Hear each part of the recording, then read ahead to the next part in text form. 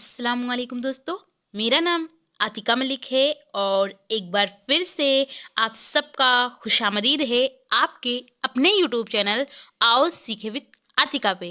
तो दोस्तों, आज की इस वीडियो में हम बात करने वाले हैं क्लास 12 उर्दू की और ये हिस्सा क़ता का दूसरा चैप्टर है जिसको अल्लामा इकबाल ने लिखा है। इन्होंने लिखा है मुल्ला और बहश्त, बहश्त यानी कि जन्नत। तो आज हम इस क़ता की मुकम्मल तशरीह करेंगे और ये भी जानेंगे कि क़ता किसे कहते हैं, बिल्कुल आसान लफ्ज़ों में। तो अगर आप इसकी PDF लेना चाहते हैं तो आप मेरे टेलीग्राम चैनल से भी जुड़ सकते हैं जिसका नाम आओ सीखें विद AK है और इसका लिंक आपको डिस्क्रिप्शन में भी मिल जाएगा। तो आप वहां से डायरेक्ट ज्वाइन कर इस PDF को बिल्कुल फ्री ले सकते हैं। आई होप आपको ये चीज़ें पसंद आए और आपके लिए ये वीडियो यूज़फुल हो।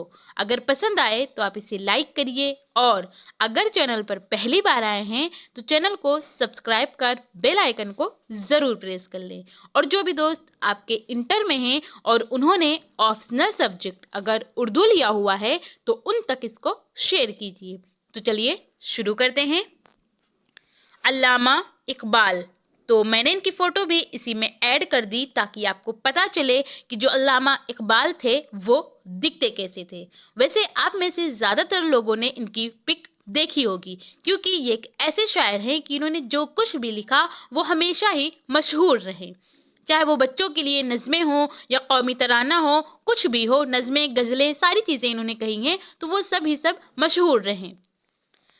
तो अब हम बात करते हैं कि क़ता किसे कहते हैं। तो सबसे पहले आपको ये पता होना चाहिए कि जो क़ता है इसके लग़वी माने क्या होते हैं। इस क़ता के लग़वी माने होते हैं टकराव। क्या होता है? टकराव या फिर जुज़ू। टकराव या जुज़ू, ये क़ता के लग़वी माने होते हैं। लेकिन अगर हम इसकी डिफिनेशन की बात करें यानी इसकी तारीफ बयान करना हो आपको तो आप कैसे करेंगे? तो तारीफ में आप लिख सकते हैं कि इस्तिलाह सुखन में दो या दो से ज़्यादा शेरों को, कितने? दो या दो शेर यानी कि दो अशआर जिसमें हों, और दो अशआर का मतलब क्या है? चार मिसरे हों यानी कि चार लाइनें हों। ये कम से कम की बात हो रही है। चार मिसरा, तो चार मिसरा हो या फिर दो अशआर, उसको एक ही बात होगा। तो इतने ही क़ता होता है, यानी सिर्फ एक शेर होगा तो वो क़ता नहीं कहलाएगा बल्कि दो अशआर होना चाहिए, तभी कम से कम की बात हो रही है और ज़्यादा कितने भी हो सकते हैं। तो ये क़ता होता है। और क़ता में जो होता है इस्तिलाह सुखन में दो या दो से ज़्यादा शेरों को जो मौजू के एतबार से यानी टॉपिक के एतबार से एक दूसरे से मुतल्लिक हो, क़ता कहते हैं। तो ये जो क़ता है मुल्ला और बहश्त, तो पहले हम इस क़ता को पढ़ते हैं फिर उसके बाद इसकी तशरीह करेंगे। तो इस क़ता में अल्लामा इकबाल कहते हैं कि मैं भी हाजिर था वहाँ ज़ब्त सुखन कर ना सका। सुखन के माने क्या होता है? शेर। याद रखिएगा, सुखन यानी कि शेर की बात हो रही है। तो मैं भी हाजिर था यानी मैं वहाँ पर मौजूद था, ज़ब्त सुखन कर ना सका। हक से जब हजरत मुल्ला को मिला हुक्म बहश्त, बहश्त कहते हैं जन्नत को। और यहाँ पर आप एक चीज़ और नोटिस करिए कि मिला और मुल्ला सेम लिखा जाता है क्योंकि उर्दू में क्या होता है, ज़बर ज़ेर कुछ लगाया नहीं जाता है तो हम इसको सेंटेंस के अकॉर्डिंग पढ़ते हैं। तो यहाँ पर क्या है कि हक से जब हजरत मुल्ला को मिला हुक्म बहश्त, अर्ज की मैंने इलाही मेरी तकसीर माफ़। तकसीर के माने क्या होता है? तो तकसीर कहते हैं कोताही को, जिसको हम खता भी कह सकते हैं। तो मेरी जो कोताही है उसको इलाही तू माफ कर। खुश न आएंगे उसे हूर व शराब व लब कश्त, नहीं फिरदौस। फिरदौस भी बहश्त को ही कहते हैं, जो बहश्त होता है वही फिरदौस है, यानी दोनों के माने जन्नत होते हैं। तो नहीं फिरदौस मुकाम जदल वकाल अकवाल। जदल के माने क्या होता है? तो जदल कहते हैं लड़ाई को, लड़ाई या फिर जंग, तो उसको जदल बोला जाता है। तो क्या है कि नहीं फिरदौस मुकाम जदल वकाल। वकाल के माने क्या होता है? काल। काल के माने होता है गुफ्तगू यानी कि बातचीत। गुफ्तगू यानी कि बातचीत, काल। قال اقوال، بحث و تکرار اس اللہ کے بندے کی سرشت ہے بدآموزی. بدآموزی کے معنی کیا ہوتا ہے؟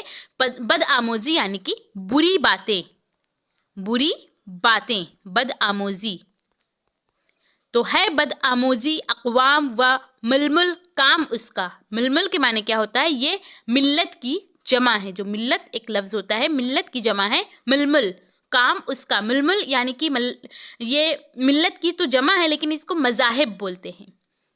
اور اس کے بعد پھر اگلا مصرع ہے، اس میں یہ کہتے ہیں کہ اور جنت میں نہ مسجد، نہ کلیساں، نہ کنشت. تو اب ہم اس کی تشریح کریں گے، اور یہاں پر میں اس کا حوالہ نہیں کرا رہی ہوں کیونکہ آپ کے ایگزام میں اگر یہ آیا تو وہاں پر آپ سے حوالہ نہیں بلکہ صرف اور صرف تشریح پوچھی جائے گی، اگر آیا تو، کیونکہ آپ کے سلیبس میں یہ چیزیں بتائی گئی ہیں، اسی وجہ سے میں اس کو کرا رہی ہوں. تو اس کی آپ تشریح کریے اور تشریح میں لکھیے کہ اقبال کہتے ہیں، یہ علامہ اقبال جو ہیں ان کا تخلص اقبال ہے. تو آپ لکھ سکتے ہیں کہ اقبال کہتے ہیں، یا یہ بھی لکھ سکتے ہیں کہ علامہ اقبال کہتے ہیں. تو یہاں پر میں لکھ رہی ہوں کہ اقبال کہتے ہیں کہ جب خدا کی جانب سے ملا کو جنت جانے کا حکم ہوا، یعنی ملا کو جب اللہ رب العزت نے کہا کہ تم جنت میں داخل ہو جاؤ، تو میں بھی وہاں موجود تھا اور بولنے سے باز نہ آیا، یعنی میں خاموش نہ رہ سکا اور میں بول پڑا. میں نے اللہ رب العزت سے درخواست کی کہ میری خطا معاف ہو، یعنی میں نے اللہ رب العزت سے کہا کہ میں جو بولنے جا رہا ہوں یا میں جو بول رہا ہوں اس کی خطا تو معاف فرما. ملا کو جنت کی حوریں، حوریں کیا ہے؟ جو نیک اعمال کرتے ہیں آدمی لوگ، ان کو جنت میں حوریں ملتی ہیں. حوریں جن کی بڑی بڑی آنکھیں ہوں گی اور بہت ہی زیادہ وہ خوبصورت ہوں گی، تو وہ حوریں ملیں گی. تو ملا کو جنت کی حوریں، شراب جو ہم دنیا میں دیکھتے ہیں شراب، وہ والی یہ شراب نہیں ہے بلکہ یہ جنت کی شراب ہے. اور وہ شراب ایسی ہے کہ اس کو پینے کے بعد نشہ نہیں آئے گا. جس طرح یہاں کی شراب آپ دیکھتے ہیں بدبودار بھی ہوتی ہے اور اس میں نشہ بھی آتا ہے، لیکن جو جنت کی شراب ہوگی وہ شہد سے زیادہ میٹھی ہوگی اور دودھ سے زیادہ سفید ہوگی. تو یہ اس شراب کی بات ہو رہی ہے. اور حوض کوثر کا کنارہ شاید پسند نہ آئے. کس کو؟ اس ملا کو. کیوں نہ آئے اس کے بارے میں بھی یہ بیان کرتے ہیں آگے. کہتے ہیں کہ جنت کوئی لڑائی یا بحث و مباحثہ کی جگہ نہیں ہے، یعنی جنت جو ہے وہاں پر کہیں بھی آپ دیکھیں تو لڑائی جھگڑا کہیں بھی نہیں ہو رہا ہوگا، جبکہ بحث و تکرار اس اللہ کے بندے کی خصلت ہے. خصلت کے معنی ہوتا ہے مزاج، یعنی وہ جو ملا ہے اس کا مزاج تو لڑائی جھگڑے کا ہے. اس کا کام تو ملت کی بدآموزی ہے. بدآموزی یعنی کہ ملت میں، مذاہب میں بری باتیں بیان کرنا، یہ اس کا مزاج ہے. بدآموزی یعنی کہ بری باتیں. جنت میں کوئی ایسی جگہ نہیں ہے جہاں بحث و تکرار ہو، یعنی جہاں پر کوئی لڑائی جھگڑا ہو. اس لیے بنا بدآموزی کے، یعنی بنا بری باتیں کے، اس کا جی جنت میں کیسے لگ سکتا ہے. تو یہ رہا قطع ملا اور بہشت کا. تو اس طرح آج ہم لوگوں نے جانا کہ ملا اور بہشت کا جو قطع ہے اس کی تشریح ہمیں کیسے کرنی ہے، جس کو علامہ اقبال نے لکھا ہے. تو اگر آپ اس کی PDF لینا چاہتے ہیں تو آپ میرے ٹیلی گرام چینل سے بھی جڑ سکتے ہیں، جس کا نام آؤ سیکھیں وتھ AK ہے، اور اس کا لنک آپ کو ڈسکرپشن میں بھی مل جائے گا.